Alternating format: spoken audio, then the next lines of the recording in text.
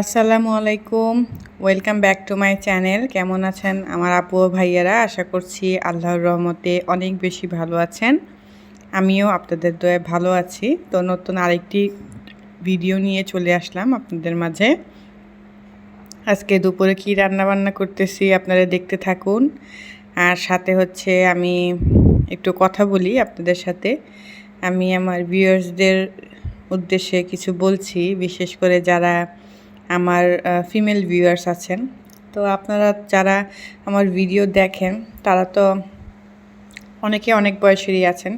কেউ আছেন যে টিনেজার, আবার কেউ আছেন যে যাদের বয়স ২১ থেকে ৩০, আবার এর চেয়ে বেশিও হতে পারে, এর চেয়ে কমও হতে পারে, এরকম অনেক এজের মানুষই আছেন। তো সেটার জন্য আমি বলতেছি যে সকল এজের মানুষের জন্য এটা মানে কথাগুলো শোনা প্রয়োজন। কারণ যারা টিনেজার আছেন, যারা পড়াশোনা করতেছেন তাদের জন্য এটা ইম্পর্টেন্ট।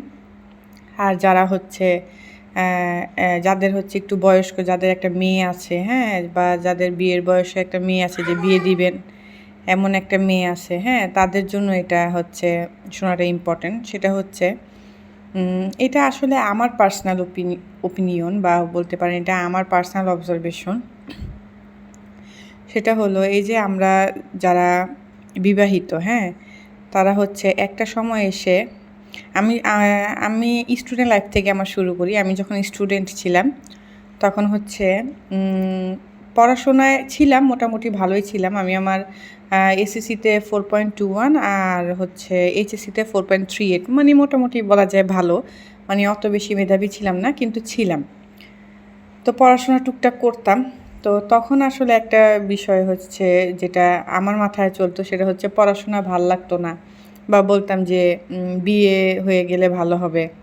বা একটা সময় যখন ইন্টারের পর সিরিয়াস হলাম, তখন বিয়ের যখন কথাবার্তা চলতেছে, তখন আমার এইচএসসির রেজাল্টটা দিল। তো দেখলাম মোটামুটি রেজাল্ট ভালো। তো আমি আবার অনার্সের জন্য বিভিন্ন জায়গায় অ্যাপ্লাই করি। তো আমার ঢাকা মহানগর মহিলা কলেজ এরকম, হ্যাঁ, এই নামেই হবে। আমার আসলে অনেক বছর আগে, তো আমার ভালোভাবে মনে নাই। তো আমি হচ্ছে মার্কেটিংসে ওইটাতে চান্স পাই। এটা হচ্ছে রায়শা বাজারে সম্ভবত এইটা। তো ওইখানে চান্স পাই। তো বিয়ের পরে হচ্ছে আমার বিয়ের আগে আর কি আমার আব্বা আম্মা বলে যে আমার শ্বশুর শাশুড়ির সাথে সবার সাথে কথা বলে যে বিয়ের পরে মেয়ে যদি পড়তে চায় ওকে পড়তে দিয়েন। তো ওনারা বললো হ্যাঁ, আমার হাজব্যান্ডও বললো যে হ্যাঁ হ্যাঁ ঠিক আছে, পড়তে দিব, পড়াশোনা করবা, পড়াশোনা করলে সমস্যা কী। তো বিয়ের পর যখন আমি যখন ভর্তি হই ওই ইটাতে আমি বিশ্ববিদ্যালয়ে চান্স পাই। এরপরে ভর্তি হওয়ার পরে আমি ১-২ বার ক্লাস করি। ক্লাস করার পর যখন আবার আমি ক্লাসে যাই, তখন দেখলাম যে আমার শাশুড়ি, তখন আমার সংসার অলরেডি শুরু হয়ে গেছে। তো তখন দেখলাম আমার শাশুড়ি মুখ কালো করে রাখে। তো তখন হচ্ছে আমার হাজব্যান্ড বলে যে তুমি আর পড়াশোনাটা করো না, পড়াশোনাটা ছেড়ে দাও। তো আমার শাশুড়ি একদিনও বলে উঠলো যে হ্যাঁ, এখন আর পড়াশোনা করতে হবে না, বিয়ে হয়ে গেছে, এখন সংসার সামলাও। তো আমিও সবার চাপে এসে পড়াশোনাটা মানে ছেড়ে দিই। আর তখন আমিও আসলে তেমন বুঝতে পারিনি যে পড়াশোনার কী মূল্য, একটা শিক্ষাগত মানে যোগ্যতা যে কি একটা প্রয়োজন, একটা এডুকেশন কোয়ালিফিকেশন যে কতটা ইম্পর্ট্যান্ট কোনো জবের ক্ষেত্রে বা কিছুর ক্ষেত্রে, সেটা এখন আমি হয়তো বা হাড়ে হাড়ে টের পাচ্ছি। তো তখন আমি বলছি যে ঠিক আছে, আমি পড়াশোনা করব না। কিন্তু এখন বিয়ের ৭-৮ বছর পর এসে এখন আমার মনে হইতেছে যে না, পড়াশোনাটা ইম্পর্টেন্ট ছিল। কারণ প্রত্যেকটা মেয়ের পায়ের নিচে মাটি শক্ত না করে আমার মতে বিয়ের পিঁড়িতে মানে বসাটা উচিত না। উচিত না বলতে কি, মানে বিয়ে করাটা ঠিক না। কারণ প্রত্যেকটা মেয়ের আগে ইন্ডিপেন্ডেন্ট হতে হবে, তারপরে হচ্ছে বিয়ে শাদী। কারণ দেখেন, একটা কথা চিন্তা করে যে পড়াশোনার পরে কিন্তু বিয়ে করা যাবে, তাই না? কিন্তু মানে সময়ের মতো যদি সময়ের কাজটা না হয়, পরে কিন্তু করা যায় না। এখন দেখেন, এখন আমি চাইলে, এখন অনেকে বলতে পারে এখন চাইলে এখনও পড়াশোনা শুরু করতে পারেন না। যে সময়টা চলে গিয়েছে ওইটা কিন্তু এখন আর নতুন করে আসবে না। কারণ এখন আমার অনেক দায়িত্ব কাঁধে, যেমন বাচ্চার পড়াশোনা আছে, সংসার সামলানো আছে, হ্যাঁ। কিন্তু সময়ের কাজটা যদি সময়ে করতাম, তখনই যদি পড়াশোনাটা করতাম, হ্যাঁ, তো এখন একটা জব টব করতে মানে পারতাম, নিজেকে একদম ফিল হইতো না। এখন দেখা যায় কোনো কিছু একটা টাকা পয়সার জন্য, হ্যাঁ, হাজব্যান্ডের কাছে হাত পাততে হয়, বা হ্যাঁ নিজেকে মনে হয় যে না, আমি দেখা যায় যে আমি একজনের উপর বার্ডেন এরকম অনেক সময় ফিল আসে। তো এইটাই আর কি। তো এইটা এই জন্যই আমি মানে আপনাদের কাছে মানে বলতেছি যে আসলে অনেক সময় বলে অনেকে যে ক্যারিয়ার ম্যাটার করে না, মেয়ে মানুষ হয়েছো দেখে মানে বিয়ে হয়ে সংসার করাটাই বেশি ইম্পর্টেন্ট না, সেটা ঠিক আছে। তবে অনেক সময় মানে পড়াশোনা বা ক্যারিয়ার এগুলো অনেক সময় ম্যাটার করে, কারণ আমি এখন এই সিচুয়েশনে আছি, আমি বুঝতে পারতেছি যে এখন আমার একটা আর্নিং সোর্স দরকার। তো আমি যদি এখন একটু পড়াশোনা মানে আমি যদি ধরেন কোনো ধরনের অনার্স মাস্টার্স এগুলো যদি কমপ্লিট করা থাকতাম, হ্যাঁ, বা ফাইনাল ইয়ারের পরীক্ষাটা পর্যন্ত দিতাম, তো আমি এখন একটা মানে জব পেতাম, হ্যাঁ, বা ধরেন একটু ফ্যামিলিতেও আমি হেল্প করতে পারতাম, আমার মূল্যটা থাকতো তখন। তো এগুলাই আর কি। তো এগুলা কথাই চিন্তা করে ভাবলাম যে আমি আপনাদের উদ্দেশ্যে কিছু বলি, যারা হচ্ছে কিনা যাদের হচ্ছে কিনা মেয়ে আছে তাদেরকে হচ্ছে ভালোভাবে পড়াশোনা করান, কারণ পড়াশোনার বিকল্প কিছু নাই।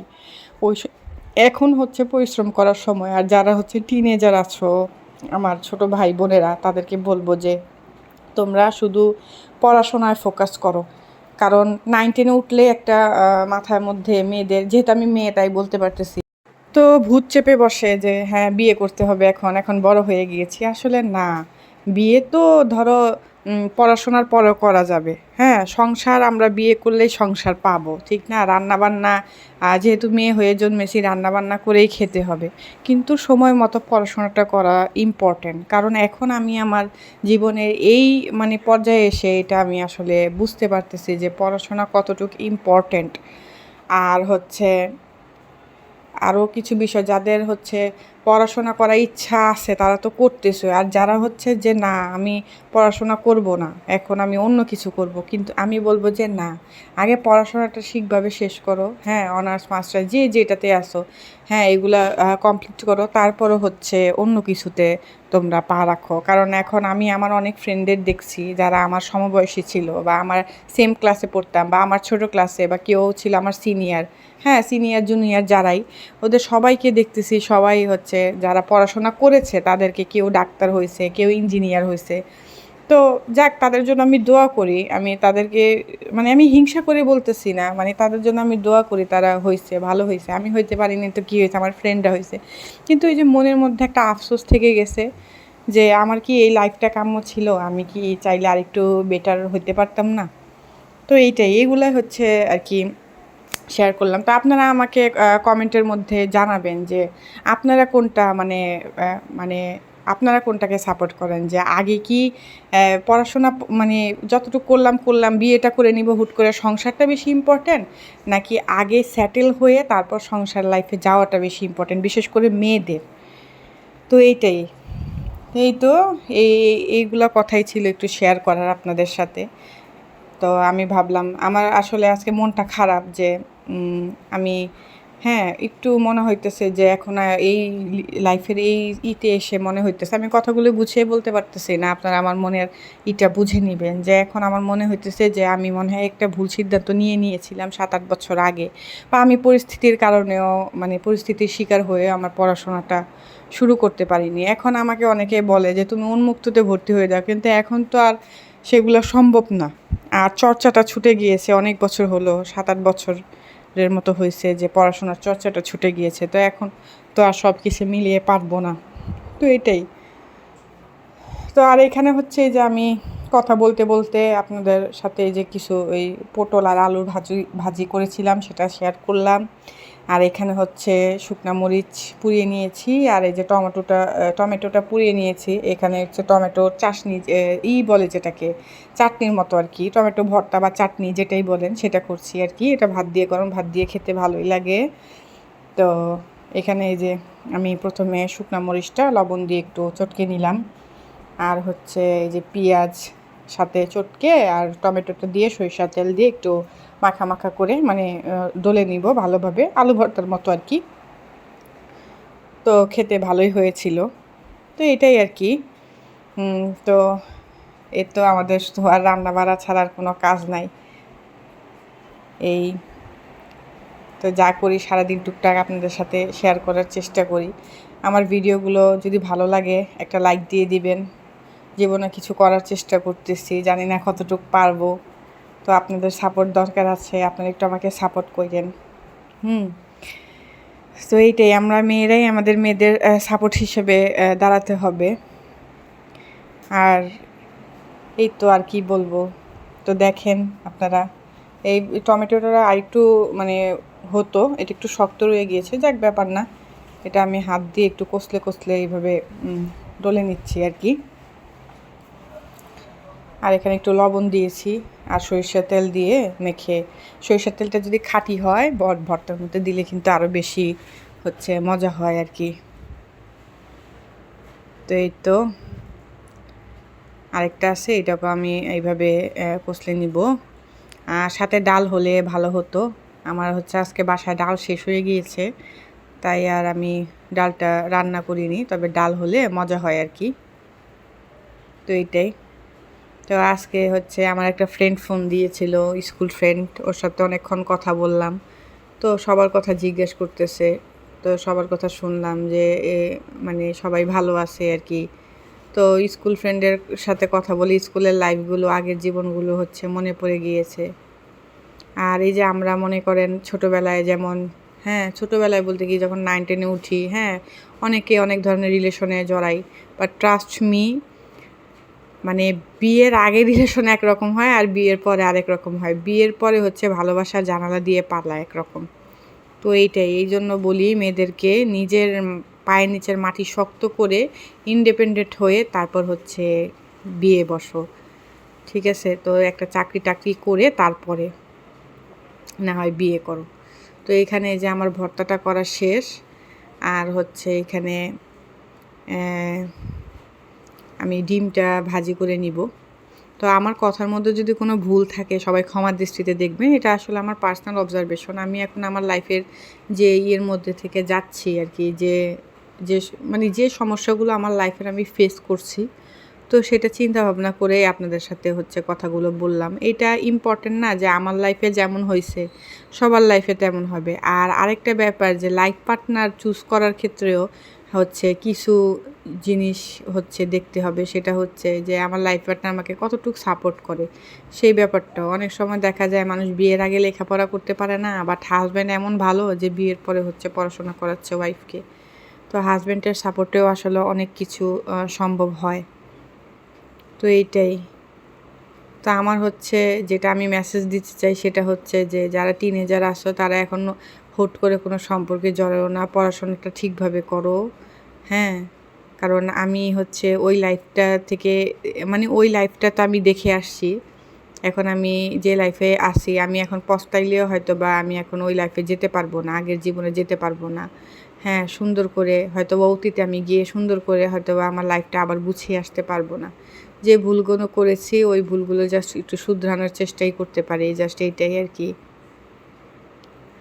তো এই তো আমার ডিম হচ্ছে ভাজা হয়ে গিয়েছে, ডিমটা খুব সুন্দরভাবে ফুলে উঠেছে। এই যে দেখো খুব সুন্দরভাবে হয়েছে ভাজা।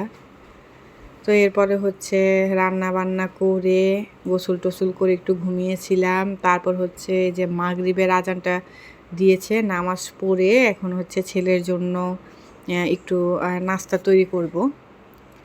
তো আমি জিজ্ঞেস করলাম তুমি কি খাবা, বলল ও কিছু মানে ও কিছুই বলতে পারতেছে না কি খাবে। তো আমার হচ্ছে এখানে বাসায় কিছু পাউরুটি ছিল, তো পাউরুটিটা 2-3 দিন আগের, এটা একটু শক্ত হয়ে গিয়েছে আর কি, নষ্ট হয়নি তবে শক্ত হয়ে গিয়েছে। তো আমি এই যে এখানে ফ্রেঞ্চ টোস্ট বানাবো, তো এই জন্য একটা দুধের প্যাকেট আর 2টা ডিম নিয়ে নিলাম। আর হচ্ছে চিনি লাগবে, বেশি কিছু লাগে না। ফ্রেঞ্চ টোস্ট তো সবাই বাসায় বানিয়ে খান জানেন। একটা ঝাল হয়, একটা হচ্ছে মিষ্টি হয়। ঝালটা হচ্ছে ডিমের মধ্যে পেঁয়াজ কাঁচামরিচ দিয়ে একটু গুঁড়ামরিচ দিয়ে ভালোভাবে ডলে তারপর ডিমটা দিয়ে ফেটিয়ে তারপর পাউরুটি দিয়ে দিয়ে হচ্ছে ভেজে ফেলতে হয়। তবে ঝালটা থেকে মিষ্টিটা বেশি আমার কাছে ভালো লাগে। এভাবে করে বাচ্চাদের টিফিনেও দিতে পারেন, আবার চাইলে মেহমান আসলে মেহমানের সামনে সার্ভ করতে পারেন। এই যে আমি পাউরুটিটা এভাবে এইভাবে মাঝখান থেকে আর কি কেটে নিব, ত্রিভুজ আকারে করে নিব।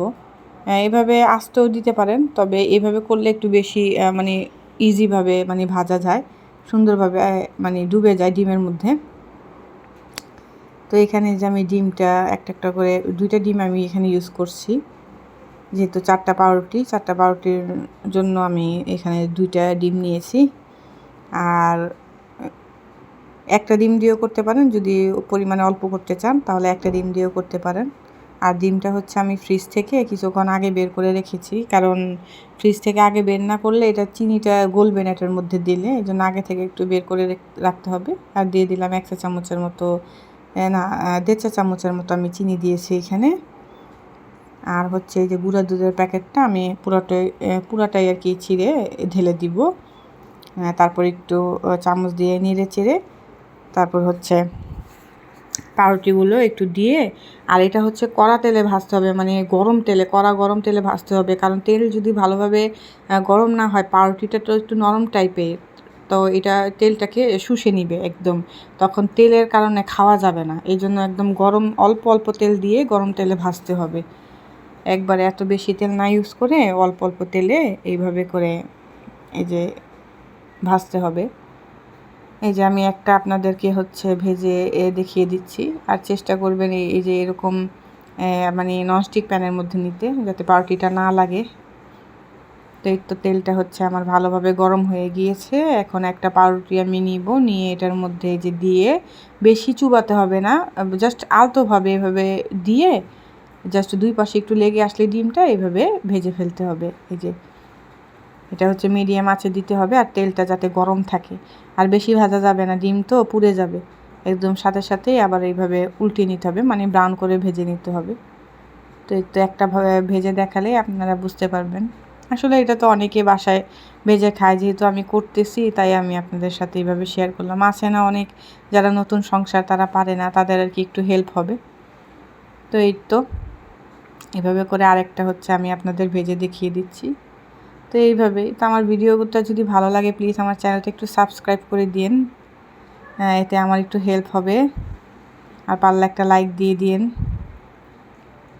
এই তো আরেকটা ভেজে নিচ্ছি। এই যে পাউরুটি এভাবে দিয়ে এইভাবে আমি 2টা ডিম আর 4টা পাউরুটি নিয়েছি, খুব সুন্দরভাবে সবগুলো হয়ে গিয়েছে, একটু ডিমের অংশ আর বেঁচে যায়নি, সমানভাবে হয়ে গিয়েছে। এই তো ঠিক আছে, ভালো থাকেন তাহলে। নেক্সট ব্লগে আবার আপনাদের সাথে দেখা হবে, ততক্ষণ পর্যন্ত ভালো থাকেন, সুস্থ থাকেন, আমার জন্য দোয়া করবেন। তো ঠিক আছে, এই তো আমার পাউরুটি ভাজা প্রায় শেষ পর্যায়ে, আমি একবারে সবগুলো ভেজে আপনাদেরকে যে দেখিয়ে দিলাম। তো ঠিক আছে, এখন এই যে আমি দিয়ে দিব আমার ছেলের জন্য, আমি একটা বাটিতে 3-4 পিস দিয়ে দিলাম। তো ঠিক আছে, ভালো থাকেন, ওকে, আল্লাহ হাফেজ।